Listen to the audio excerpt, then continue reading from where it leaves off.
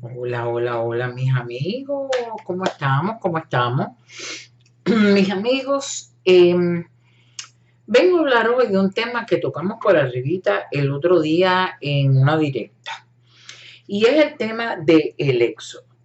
Y yo he querido hacer, para los más jóvenes, para los que han ido perdiendo el orden cronológico de el éxodo de los cubanos a Estados Unidos, un recuento muy sencillito, muy por arribita, pero hablar de los diferentes éxodos de cubanos a los Estados Unidos y que han dado al traste con ciertas leyes, etcétera, etcétera.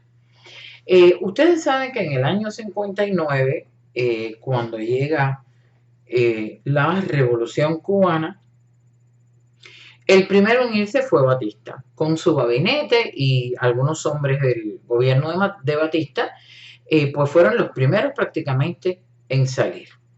Y a partir de ahí, yo sabía que nada más que yo empezara a hablar, definitivamente el teléfono iba a sonar, eso no falla. Bueno, volviendo a donde estamos. Ya en el año 60 empiezan a salir, por supuesto, todas esas personas que ya no creen en la famosa revolución, que saben que es comunista, que saben que va a prohibir la religión, que además habían perdido sus propiedades y el fruto de su trabajo porque les habían intervenido. En el mismo 60 empiezan a salir gente que fueron amigos de Fidel Castro, que fueron comandantes de la Sierra Maestra, incluso como el caso de Uber Matos, mucha gente que se decepcionó al ver que Fidel Castro venía con una política comunista. Eh, y así sucesivamente. Luego en el año 61, perdón, 62, empiezan a salir también los Peter Pans, que ustedes saben que duró del 60 al 62 la salida de todos estos niños que los padres, aterrados por el comunismo, mandaron a los Estados Unidos, y tenemos un programa sobre eso. En el 64 ya llegan los primeros balseros, que voy a hacer algún programita con los primeros 5 balseros que se conocen que llegaron a las costas de la Florida. Y en el año 65, en ese deseo de Fidel Castro de limpiar, de la purga, de evitar la molestia de la gente que no estaba con él, ocurre Camarioca. Camarioca, que es un pequeño pueblo, un pequeño puerto pesquero, muy cerca de Varadero, se convierte en la salida de un montón de cubanos. Salieron cerca de 5.000 personas por Camarioca. Fidel Castro, sin decirle nada a los americanos, sin anunciar nada, como es lógico, manda el mensaje de que pueden irse por Camarioca, y de hecho anima a familiares en los Estados Unidos para que fuera a recoger a su familia. Y en muchísimas embarcaciones privadas y después otras del gobierno, pues empezó a salir la gente por Camarioca y llegaron 5.000 personas. En aquel momento el presidente Lyndon Johnson recibió a toda la gente de Camarioca con la política de brazos abiertos, y pues llegaron esas 5.000 personas. Y en algún momento, basado en lo que estaba pasando, Lyndon Johnson pues crea lo que le llaman los vuelos de la libertad, los Freedom Flights. Los vuelos de la libertad que duraron del año 65 al año 73, y que salieron cerca de 300.000 cubanos en los vuelos de la libertad. 300.000 cubanos salieron de alguna manera recibidos, auspiciados por el presidente Lyndon Johnson, con los vuelos de la libertad, que duraron, ya ven, la cantidad de años que duraron. Y empieza entonces a llegar a Miami. Esa es la primera oleada grande, muy grande, de cubanos a Miami, que causó cierto malestar, porque los que vivían en Miami, los americanos que vivían en Miami, pues al ver una llegada, una afluencia tan masiva, tan grande de cubanos, pues decían, esto nos va a afectar de alguna manera nuestro bienestar y nuestra seguridad. Y en esa época se recuerdan los famosos carteles, aquellos que ustedes habrán oído, que en las casas que se rentaban decían no niños, no perros, no cubanos. Y una frasecita que nació que decía, el último que se vaya, por supuesto en inglés, el último que se vaya, que se lleve la bandera. Y así llegaron los cubanos e impusieron de alguna manera sus costumbres, el dominó, la bodega cubana, y Miami empezó a cambiar el color cultural que había tenido hasta entonces. Esto empieza en el año 65 hasta el 73, pero en el año 66, debido a esa llegada masiva de cubanos que no tenían una condición migratoria, porque se suponía que era temporal, que cuando las cosas en Cuba mejoraban, pues los cubanos iban a regresar, pero llegó un momento que había miles de cubanos y era un burocratismo tremendo, se dificultaba todo, porque no había una condición migratoria. Y ahí es donde nace la ley de ajuste cubano, que por supuesto tiene su base en esa guerra fría que se creó, en el conocimiento de los americanos de que los rusos estaban aprovechando la posición estratégica de Cuba. Es una ley política que lo que hizo fue de alguna manera darles una condición migratoria a los cubanos. Y de ahí el cuento del parol y que al año y un día los cubanos se pueden hacer residentes. Esa ley de ajuste que dura hasta el día de hoy y que surge para normalizar un estatus migratorio para los cubanos que llegaron en masa. Luego, ya en el año 73, Miami-Dade County se hizo un condado bilingüe, que hasta el momento el idioma oficial era el inglés, y pasa a ser un condado bilingüe. Luego, en el 78, da fruto las conversaciones que había estado teniendo el gobierno de Cuba con ciertos inmigrantes cubanos que vivían aquí desde los años 60, como yo les contaba el otro día del caso de Napoleón Vilaboa, y les contaba también del reverendo Espinosa, que fueron gente que crearon un diálogo para, de alguna manera, conseguir un acercamiento entre Estados Unidos y el gobierno de Cuba y el regreso finalmente de esos cubanos que se habían ido y que habían estado 20 años sin regresar y que regresan por lo que se dio a llamar la comunidad. Y también de esas conversaciones sale algo bueno, que fue el hecho de que se permitiera salir de Cuba a alrededor de 3.000 presos cubanos que salieron vía Venezuela, vía España, etcétera, etcétera. En el año 80, ustedes saben que ocurre el tema de la Embajada de Perú, 10.000 personas, porque Fidel Castro quita la posta a la policía de la Embajada, 10.000 personas se amotinan prácticamente, se hacinan en la Embajada del Perú, y eso da paso al Mariel, de lo que ya hemos hablado, que sabemos la cantidad de personas que vinieron por el Mariel, alrededor de 125.000 personas, y se dice que de esas 125.000 personas, alrededor de 25 eran presos y enfermos mentales. Enfermos mentales y presos que algunos de ellos terminaron aquí también presos por actividades delictivas, precisamente en una cárcel de Arkansas, donde entonces el después presidente Clinton era gobernador, y debido a un motín que ocurre por estos marielitos presos y delincuentes que nos colaron, que le colaron a los Estados Unidos, ocurre un motín tremendo que le hace a Bill Clinton perder la reelección a la gobernación de su estado. Así que Clinton se quedó con lo de Mariel un poco desubicado, como Carter, que pierde la presidencia precisamente por la debilidad que se le achaca durante el Mariel. En el año 94,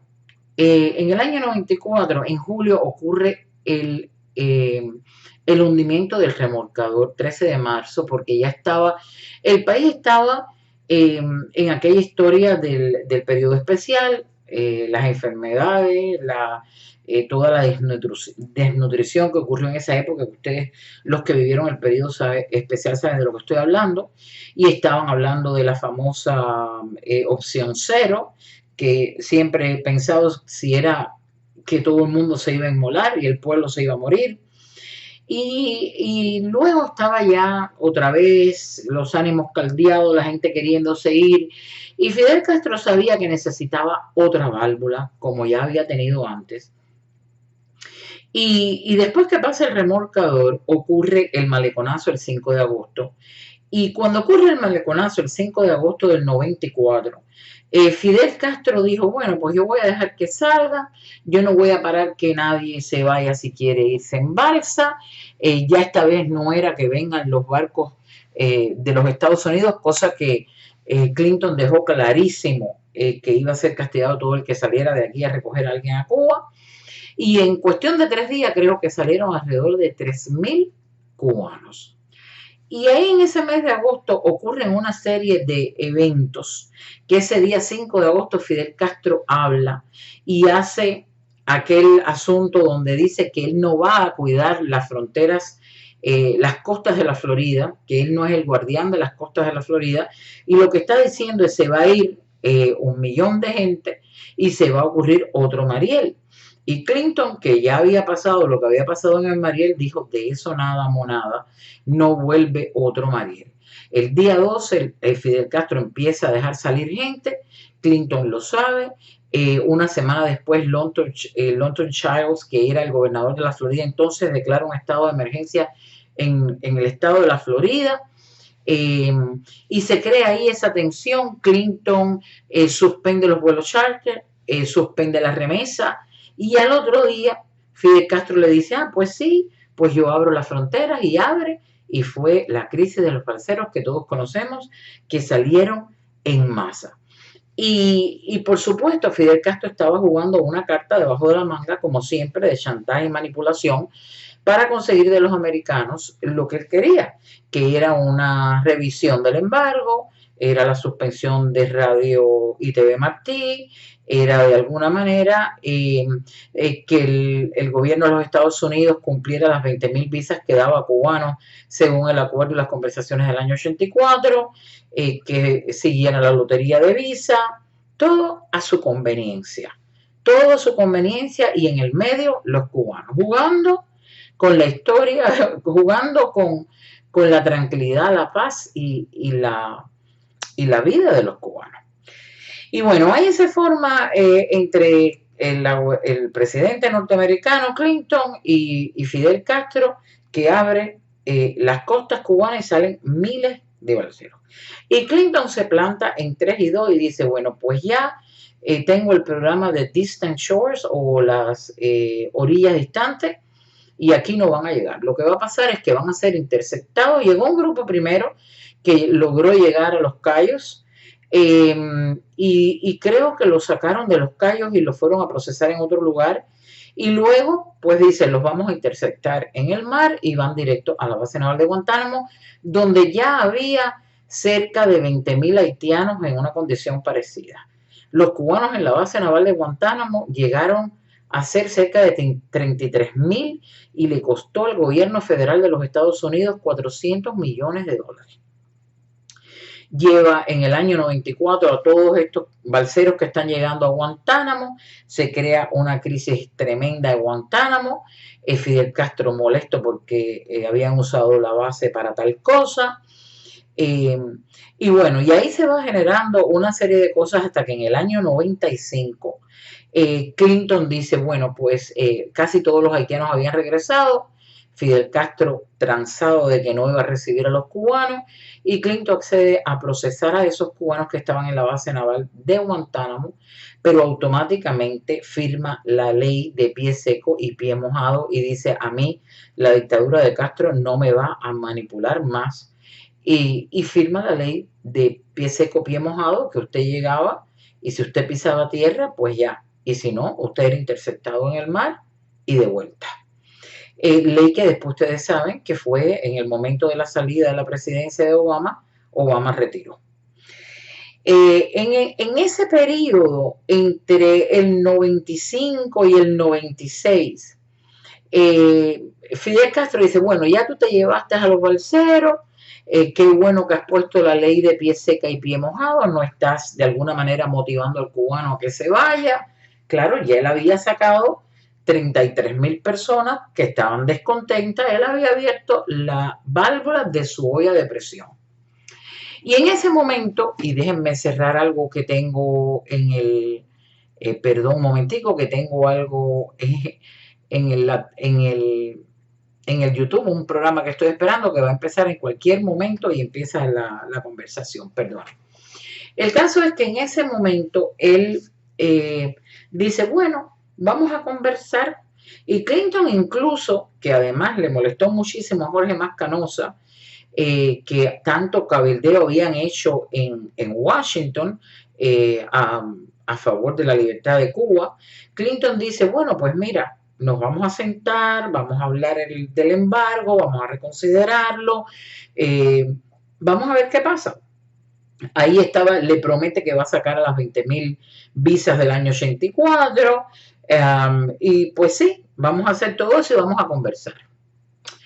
Y aquí es donde ocurre lo que yo siempre he dicho, que por eso es que yo tengo la duda si el gobierno de Cuba quiere que se levante el embargo verdaderamente. Clinton estuvo tan cerca de flexibilizar las sanciones del embargo. Estuvo tan cerca de hacerle concesiones al gobierno de Fidel Castro, a la dictadura. ¿Y qué pasó, mi amigo, cuando están en el medio de todas estas conversaciones que duraron desde finales del 94, todo el 95 y principios del 96? Pues muy fácil, que en febrero del 96, y quiero estar segura que febrero porque yo estaba embarazada de mi hija, cuando están acercándose a estas conversaciones, pues el gobierno de Cuba, la dictadura de Cuba, a la voz y al mandato de Raúl Castro, tumban las avionetas de Hermanos al Rescate donde mueren estos muchachos que ustedes saben que murieron. Y ahí automáticamente Jorge Mascanosa fue uno de los que más empujó a Clinton para tomar la decisión de firmar la ley Helms-Burton, que de alguna manera recrudecía las sanciones del embargo.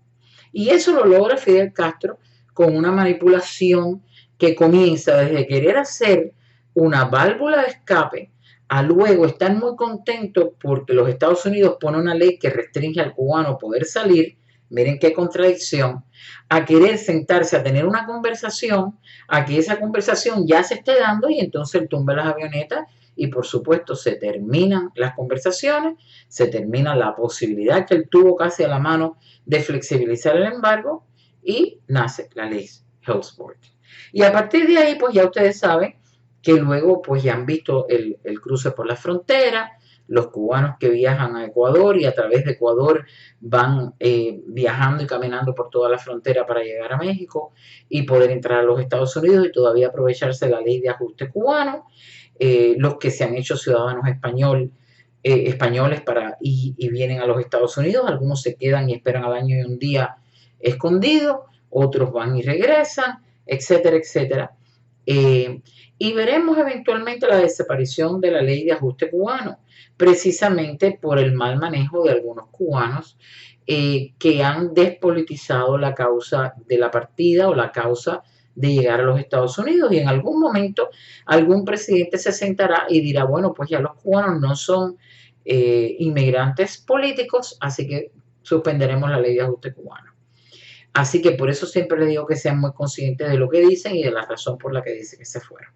Bueno, mis amigos, así con un poquito de intervención con el teléfono, etcétera, etcétera, y con ciertas fechas que a lo mejor no están muy bien, ya las corregiré si me equivoqué, pero hemos dado un recorrido más o menos cronológico por lo que ha sido el éxodo de los cubanos desde el 1959 hasta la fecha, que se han ido de Cuba hacia los Estados Unidos y el precio doloroso que mucha gente ha tenido que pagar por este proceso. La distancia, el adiós, el recuerdo, los muertos en el estrecho de la Florida, etcétera, etcétera, lo que ya ustedes conocen.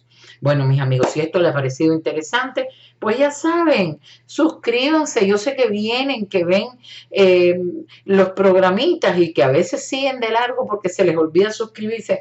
No se les olvide, mis amigos, cuando lleguemos a 10.000, ustedes saben que lo que nos falta para 10.000 es nada. Y ustedes saben por qué yo quiero que lleguemos a 10.000, porque tengo entendido no me crea, que cuando lleguemos a 10.000 ya podemos también transmitir por Instagram.